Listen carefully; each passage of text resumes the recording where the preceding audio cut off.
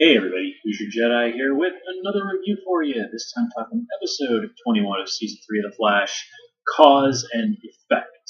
And all in all, this was an enjoyable episode, but it's very clearly an episode where they're just going out there to kind of have some fun and lighten things up before the season finale, where frankly we're just gonna have to expect that almost certainly somebody's gonna die and bad stuff is gonna happen because that's just how it goes.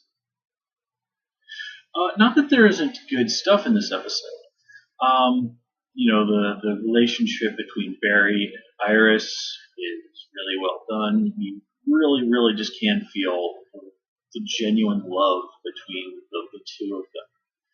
And, the way the team, even under these really bad circumstances, refuses to give up on Caitlin. And we're seeing having that moment where we see that the Caitlin we know and love is still inside Killer Frost somewhere. That said, though, there are some things about this episode that I wasn't too wild about. The whole thing with Barry being completely blowing it in the courtroom, that's just not my style of comedy.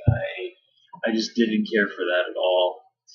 And my biggest thing is that Savitar lays out, why he basically became evil, and it's just it was a time remnant, and Team Flash rejected me because I wasn't the real Barry, which does not seem like something Team Flash would do. I mean, look at how hard they're trying to still connect with and save Caitlin. So why would they reject him for not being the real Barry? I mean, that just doesn't make sense. It does not make sense to me that Cisco and Joe and HR would just basically tell this time remnant Barry, F off. You're not the real Barry. Go screw yourself. I mean, that just makes no damn sense at all. It just doesn't. So that's my main gripe with this episode. So we're just going to leave it at that. Now, there are other things in this episode that I really like. The whole thing with Wally losing his powers. Okay, that makes sense. The Star Trek jokes, the reference to Dragon Ball Z, repeatedly dropping the name Bart. If you know your Flash lore, you know the name Bart is some serious, serious stuff. And after this, it's just sort of okay, there's no way they don't bring Bart Allen onto the show at some point. I imagine maybe whatever's going to happen with that Titans TV show that's in the works, whether or not it's going to be set in the CW universe or whatever. Actually, no, I take that back. I'm pretty sure it's going to be set in the CW universe. We'll see. We'll find out what's going on this summer, probably at Comic-Con. Let's see. I also really liked how, if you look at the relationship between Barry and Iris, it's sort of a reverse of what happens with Julian and Caitlin in this episode. Despite all these crazy circumstances, Barry and Iris still find each other, see that they love each other. And, Julian in this episode flat out tells Caitlin that he loves her. And it doesn't work. But we do see that, everything that Cisco and the others were trying to do to get through to her, especially bringing up Ronnie, that got through the armor. Only for a moment, but still, it did.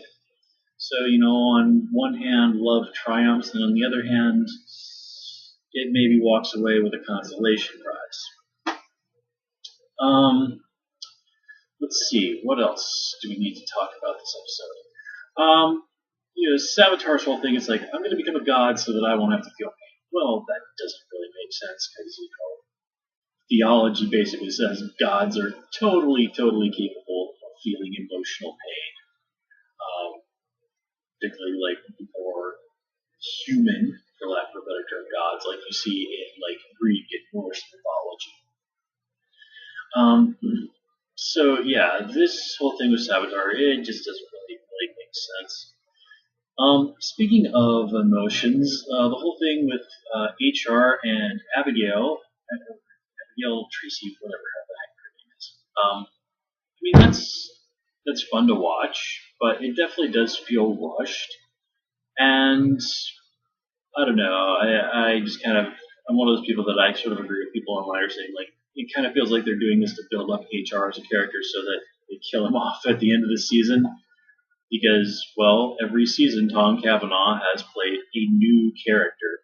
So it kind of makes sense that if they're going to bring him back next season, and there's no reason to think that they aren't, they're just going to have him be a different version of Harrison Wells. The easiest way for him to do that is to have this version die.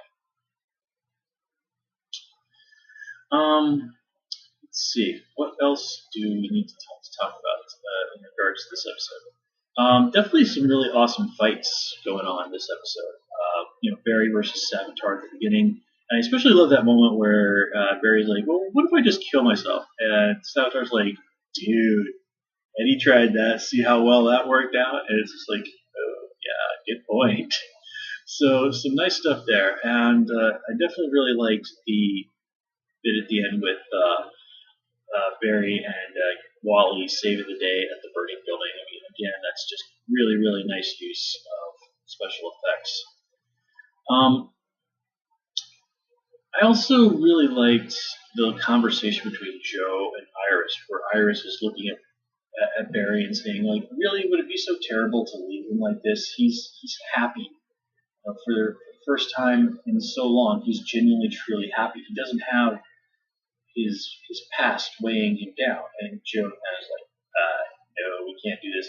And once Barry's back, he does realize, like, yeah, all these really bad things that have happened to me are part of who I am. They're part of what enables me to be the Flash. And it's certainly understandable that we want to forget about the bad things that have happened to us, the whole eternal sunshine of the spotless mind bit and whatnot. But our tragedies define us just as much as our triumphs. And while it's understandable that we might want to rid ourselves of painful memories and things like that, I mean, all beings seek out have the desire to be happy and to avoid pain. It's the most natural thing there is. But if we take those things away, we also lose part of ourselves. And one of the biggest parts of life is really not just pushing away or burying the parts of our life that we don't care to remember or that we are not happy with under other things. It's really just coming to accept them, that the past cannot be changed, and that denying it does nothing. It's you accept what has happened, and then you let it go. I'm not saying that's an easy thing. Of course it's not. Some things in life that happen to people are absolutely devastating. It's not a switch we can flip off or on or whatever. But that's what we do to move on. There is really no other way. You accept the reality and then you let go. You then go on with your life. You put it behind you. Again, easier said than done, of course, but that's how it is.